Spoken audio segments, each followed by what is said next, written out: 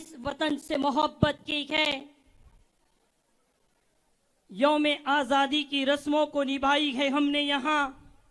गोलियां सीनों और सरों पर उलमाओं ने खाई है यहाँ।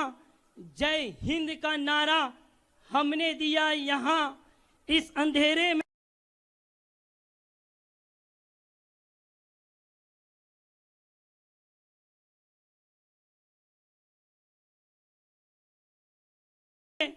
उजाला हमने दिया है यहाँ। यौम आजादी का कासा पलट गया होता, अगर हम ना होते तो ये भारत भी मिट गया होता। स्टेज पे बैठे हुए हिंदुस्तान की आन बान शान बैरिस्टर असदुद्दीन अवैसी साहब, महाराष्ट्र की आन बान शान इम्तियाज जलील साहब, हम सब की आवाज एडवोकेट वारिस पठान साहब, मुंबई प्रेसिडेंट फैयाज खान साहब व हाजिरीन मजलिस, अस्सलामु अलैकुम व रहमतुल्लाहि व बरकातुहू। आज के इस जलसे से मैं भिवंडी की हमारी प्यारी आवाम को एक मैसेज देना चाहता हूं कि आज हमारे ऊपर ये इल्ज़ाम लगाया जाता है कि हम बीजेपी की बी टीम है, बीजेपी से मिले हुए है। मजलिस इत्तेहादुल मुस्लिमीन बैरिस्टर असदुद्दीन अवैसी साहब बीजेपी के हाथों पैसे को लेकर बिक चुके हैं। आज भिवंडी की सरजमीन से मैं हिंदुस्तान के नौजवानों को, बुजुर्गों को, मेरी इज्जतदार माओ बहनों को एक पैगाम देना चाहता हूं कि दुनिया में वो रकम नहीं बनी है जो बैरिस्टर असदुद्दीन अवैसी साहब को खरीद के दिखा सके।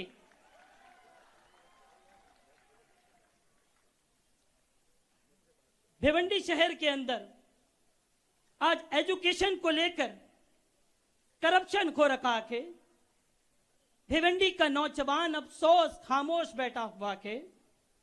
भिवंडी आईजीएम के अंदर इनकी लापरवाही की वजह से हमारी मां और बहनों की मौतें होती है।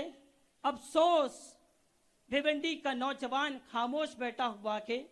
टोरेंट पावर कंपनी की ज्यादतियां और उसका विजिलेंस केस, इस तमाम चीज को लेकर भिवंडी का युवा खामोश बैठा के। ऐ भिवंडी में बसने वालों नौजवानों, याद रखना रवीश मोमिन की बात को। तुम्हारी ये खामोशी तुम्हारी आने वाली नस्लों को गूंगा करके रख देगी। बोलो, चीख कर बोलो, चिल्ला कर बोलो। अगर हक नहीं मिलता है तो हक लेना सीखो। अगर आप नहीं ले पाते हो तो मजलिस इत्तेहादुल मुस्लिमीन के दामन को थामो। हम तुम्हें हक दिलाने के लिए तैयार हैं।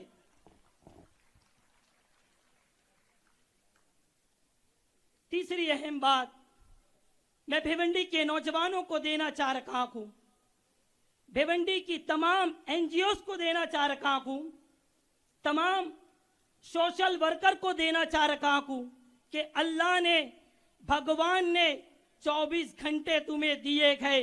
23 घंटा आप अपने फ्यूचर के लिए इस्तेमाल कीजिए। 23 घंटे में आप अपनी फैमिली को टाइम दीजिए। 1 घंटा मेरे शहर के लिए आप निकालिए। खुदा की कसम खा के कह रखा हूं, इस शहर जो है उरूज की मंजिलों को तय करेगा। यह शहर डेवलप होता हुआ आपको नजर आएगा। क्या आप इसके लिए तैयार हैं? बड़े अफसोस के साथ आज मुझे यह भी कहना पड़ता है कि वार्ड नंबर 11 में भिवंडी शहर में साफ सफाई का इंतजामात नहीं है। हमारी एक बहन गुस्से में आकर मजबूर होकर कहती है, अगर वोट मांगने आओगे तो डंडा उठा के हम इनको मारेंगे और भगाएंगे। ऐ भिवंडी के कयूर नौजवानों, मैं तुमसे वादा कर रखा हूं, मेरी बहनों, मैं तुमको पैगाम दे रखा हूं। आप मजलिस इत्तेहादुल मुस्लिमीन के एक कॉरपोरेटर को जिताकर भेजो। हमारा कॉरपोरेटर जब जीत कर जाएगा तो तुम्हें डंडे उठाने की जरूरत नहीं होगी। हमारा कॉरपोरेटर कलम उठाएगा और कलम के जरिए कॉरपोरेशन में बैठे हुए लोगों की नींद हराम हो जाएगी और कहेगा कि काम करता कि नहीं करता। पानी नहीं आता, हमारी मां और बहनें परेशान थे पानी को लेकर। भिवंडी शहर का एक कॉरपोरेटर भिवंडी की कॉरपोरेशन के अंदर लिखता है कलर की बोतल से कि हमें पानी दो, हमें पानी दो। कुछ दिनों के बाद उस कॉरपोरेटर पर एफआईआर कर दी जाती है। मुझे उस पार्टी के कॉरपोरेटर से कोई हमदर्दी नहीं है, लेकिन नौजवानों, मैं तुमसे कह रहा हूं, मजलिस इत्तेहादुल मुस्लिमीन के नुमाइंदे को जिताओ। भिवंडी की कॉरपोरेशन उस पर एफआईआर करेगी ना, कॉरपोरेटर पर। हमारा कॉरपोरेटर अपने ऊपर एफआईआर नहीं करेगा, कॉरपोरेशन पर एफआईआर करेगा और कहेगा पानी देते कि नहीं देते आप। कैसे एफआईआर करेगा? Maharashtra municipality corporation act section 189 ये बोलता है कि कॉरपोरेशन की जिम्मेदारियां है पानी देना। ऐ भिवंडी के कईयों नौजवानों, भिवंडी की कॉरपोरेशन के अंदर कलर की बोतल उठाने वालों की जरूरत नहीं है। भिवंडी कॉरपोरेशन के अंदर कलर की बोतल से लिखने वालों की जरूरत नहीं है कि हमें पानी दो। भिवंडी कॉरपोरेशन के अंदर कलम उठाने वालों की जरूरत है और वो कलम मजलिस के अंदर ताकत है, कलम दे सकती है। क्या आप इस बार मजलिस इत्तेहादुल मुस्लिमीन के नुमाइंदे को जिताकर भेजेंगे आप? आपने कांग्रेस को आजमाया, आपने समाजवादी पार्टी को आजमाया, आपने एनसीपी को आजमाया। ऐ भिवंडी के मेरे प्यारे बुजुर्गों, मेरी इज्जतदार मां और बहनों, एक मर्तबा मजलिस इत्तेहादुल मुस्लिमीन को जिताकर भेजो। देखो इस शहर का इतना विकास होगा, इतना विकास होगा कि मेरा शहर जगमगाता हुआ नजर आएगा। आज भिवंडी शहर हो या महाराष्ट्र हो, इस शहर के अंदर, महाराष्ट्र के अंदर अमन कायम करने की जिम्मेदारी हम सब पर है।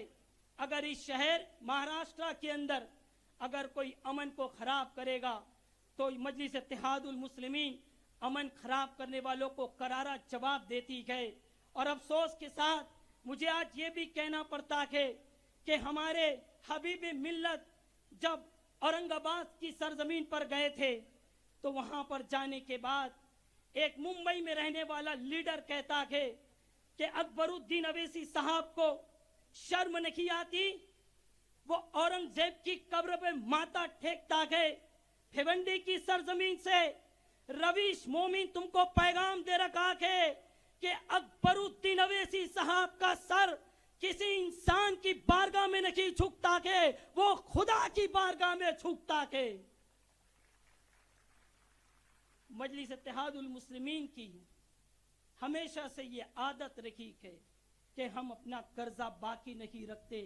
आखिरी में मैं मेरी भिवंडी के नौजवानों से, मेरे बुजुर्गों से, मेरी इज्जतदार मां और बहनों से अपील करता हूं कि इस बार मजलिस इत्तेहादुल मुस्लिमीन को आप जिता कर भेजे।